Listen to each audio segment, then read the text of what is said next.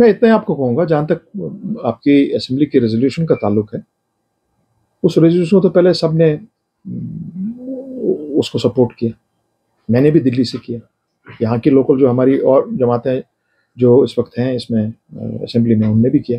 फिर दोबारा उस पर यह देखा गया कि नहीं, सही नहीं था, उसमें लफ्ज़ इस्तेमाल नहीं किए गए थे।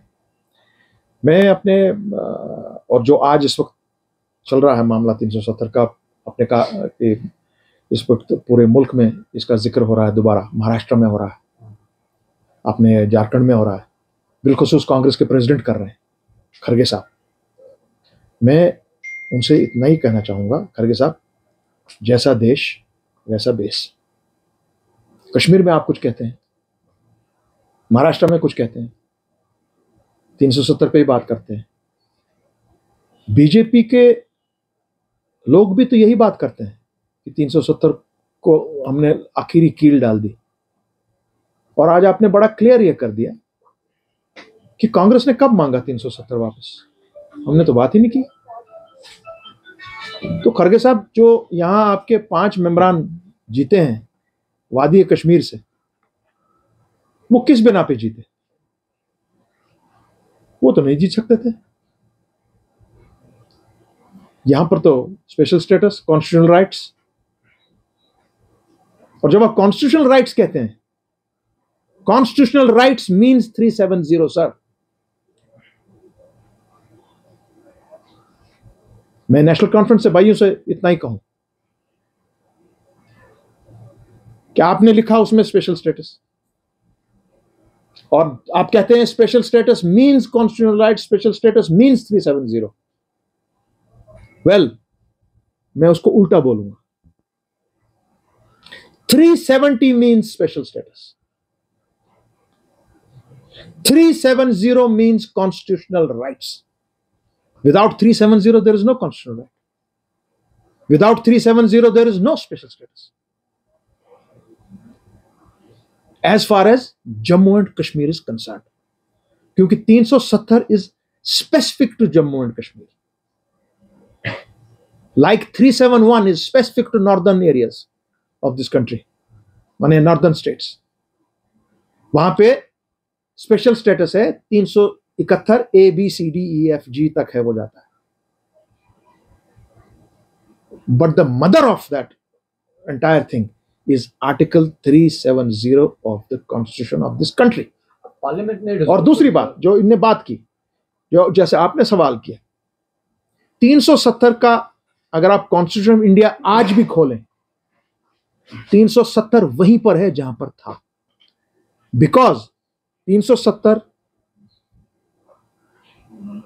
प्रिंसिपल जो कॉन्स्टिट्यूशन के हमारे पिलर्स हैं, basic pillars of the constitution of India, 370 is one of the pillars. You cannot touch it, it cannot be abrogated. अभी आपने क्या किया? आपने डी ऑपरेशनलाइज किया 370 को, और कुछ नहीं किया है। और खरगे साहब, मैं आपको एक भी बताऊं, हमने पार्लियामेंट से कभी नहीं मांगा कि हमको 370 वापस दीजिए, क्योंकि पार्लियामेंट में मेजॉरिटी की बिना पर बीजेपी ने अपने हिंदुस्तान के कॉन्स्टिट्यूशन को, हमारे कॉन्स्टिट्यूशन को तार तार कर दिया, और सुप्रीम कोर्ट फेल हो गई उसका नोटिस लेने के लिए। ये मैं नहीं कह रहा हूं, ये लीगल ल्यूमिनरीज कह रहे हैं, ये कॉन्स्टिट्यूशनल एक्सपर्ट्स इस मुल्क के बाहर के कह रहे हैं कि जो आपने 370 पे जजमेंट दी ऑनरेबल जनाब चंद्रचूड़ साहब ने, वो जजमेंट इज एररस, वो judgement is flawed under law, and that judgement will not stand the test of time constitutionally and legally. ये हमारे लीगल एक्सपर्ट्स और कॉन्स्टिट्यूशनल एक्सपर्ट्स कह रहे हैं। और इसमें मैं खरगे साहब को एक बात ये भी बताऊं कि जनाब अलीगढ़ मुस्लिम यूनिवर्सिटी का जो केस अभी सामने आया, जिसमें उनको माइनॉरिटी स्टेटस अपहोल्ड किया गया, उस पर हमारे सुप्रीम कोर्ट ने जनाब मोहतरम ओवरटर्न किया 1967 का जजमेंट। आफ्टर 57 इयर्स वर्डिक्ट आया आज।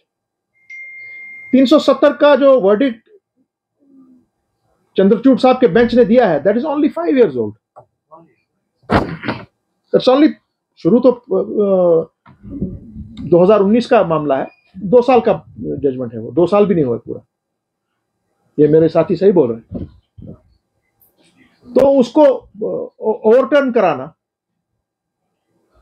उसको अपहोल्ड कराना, यही सुप्रीम कोर्ट ऑफ इंडिया उस जजमेंट को दोबारा अपहोल्ड करेगी इंशाल्लाह। सर, आपको लगता है कि जो लेजिस्लेटिव असेंबली का रेजोल्यूशन पास किया गया, जिस तरह से आप कह रहे हैं कि इसको वापस अपहोल्ड किया जाएगा, तो अब क्या है आपके पास जो आप ऑनरेबल सुप्रीम कोर्ट के पास लेके जा रहे हैं? क्योंकि ऑलरेडी सुप्रीम कोर्ट ने इसको डाउन किया हुआ है, पार्लियामेंट से ऑलरेडी खारिज हो चुका है। नाउ व्हाट्स न्यू देयर, जिसको लेकर आप कह रहे हैं कि आप फिर से अब सुप्रीम कोर्ट के दरवाजे को खटखटाने वाले हैं? मैं एक बात ये भी कहूं कि सुप्रीम कोर्ट में इस केस के इस नवियत में जाने के लिए अभी 2 या 3 ही लोग हैं जो कर सकते हैं। उसमें से ANC सरफरस्त है। जो आइंदा का लीगल एक्शन लिया जा रहा है, एक कॉन्स्टिट्यूशनल एक्शन लिया जा रहा है, सुप्रीम कोर्ट के पास खड़े हो, उसके लिए बाज़ाब्ता तौर पर लीगल एक्सपर्ट से बात हो रही है कि कब हम वो दरवाज़ा खटखटाएंगे, but we are almost ready on that. और उसमें मैं एक बात ये भी कहूँ कि आपको ये जान जाना चाहिए कि जो हमारी पहली पिटीशन थी, जब हम सब इकट्ठे मिलके उसमें घुसे थे, और उसके बाद जो हमारी रिव्यू पिटीशंस आई, हमने ये देखा कि जो हमने पिटीशंस में अपने सवालात उभारे थे, जो हमने अपने आर्ग्यूमेंट्स दिए थे बेसिक इश्यूज पे, उन बेसिक इश्यूज पे चीफ जस्टिस चंद्रचूड़ के बेंच ने खातिर खा जवाब नहीं दिए थे। और those questions as of today are unanswered, and we are hoping that now when we elaborate on that constitutionally and legally, Honorable Supreme Court of India should have no objection to open this case up and refer it to a higher bench, और जो भी इसका constitutional legal इसकी remedy होगा वो हम करेंगे, उसके लिए हम खड़े हैं। मैं सिर्फ अपने यहाँ के साथियों से इतना ही कहूँ, जितने भी असेंबली में हैं, असेंबली से बाहर हैं, पार्लियामेंट में हैं, कि मेहरबानी करके पहले इस केस की नौयत को देखें, इसका हिस्टोरिक बैकग्राउंड देखें, तब जाके बात किया कीजिए। आपके नजरिए से इस रेजोल्यूशन को जो लेटेस्ट लेजिस्लेटिव असेंबली में पास हुआ है, इसको अब गवर्नमेंट कैसे पास करेगी? इसको लेकर आगे वो क्या हिकमत अमली अपना सकती है? क्योंकि बिहार भी सुप्रीम कोर्ट लगातार देखिए साहब, हमारा PhD में यही रोना था रोज। मेरे एक डिफरेंस का जो मेरी हुई फाइनली 370 का issue was one of the main matters. आपके sir, I am in a please,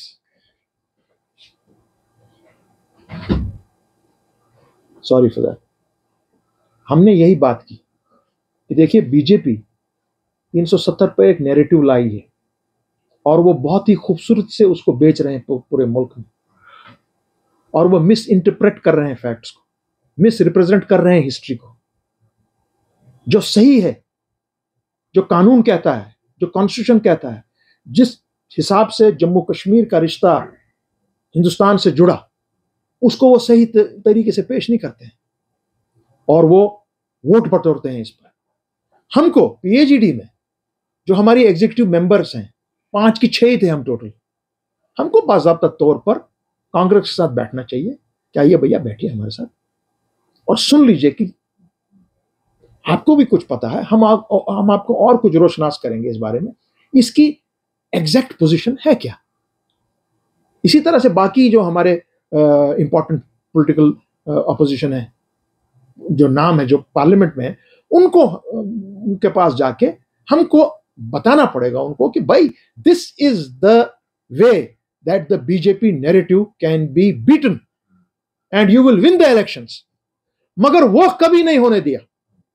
मैं बार बार बोलता गया इन सबको, मैं बार बार बोलता गया इन मीटिंग्स में, मैं बार बार कांग्रेस की लीडरशिप जो कभी कभार हमारे साथ बैठती थी in the all parties meet Jammu में, श्रीनगर में, उस वक्त कांग्रेस वाले भी हमारे सामने होते थे।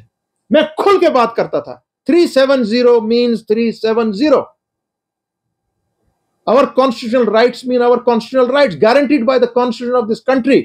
This is an irrevocable guarantee. ये दी गई है forefathers of modern India से, ये मिली है to the leadership of Jammu and Kashmir, और ये मिली है जम्मू कश्मीर और लद्दाख के अवाम को उसमें हिंदू, मुसलमान, सिख, ईसाई, बौद्ध, कश्मीरी, पंडित, पहाड़ी, गुजर, बकरवाल सब एक हैं। अगर यह सही पोजीशन हिंदुस्तान की आवाम के सामने पेश की जाए, बीजेपी के नैरेटिव को इंडिया अलायंस ब्रेक कर सकती है। मगर आज फिर दोबारा वही बात हुई। सो मैं आज यह बात करूं कि अगर मेरे कांग्रेस के प्रेसिडेंट ने कहा है कि 370 तो हम मांग ही नहीं रहे हैं, मैं नेशनल कॉन्फ्रेंस से पूछ रहा हूं, आप इंडिया अलायंस में क्या कर रहे हैं?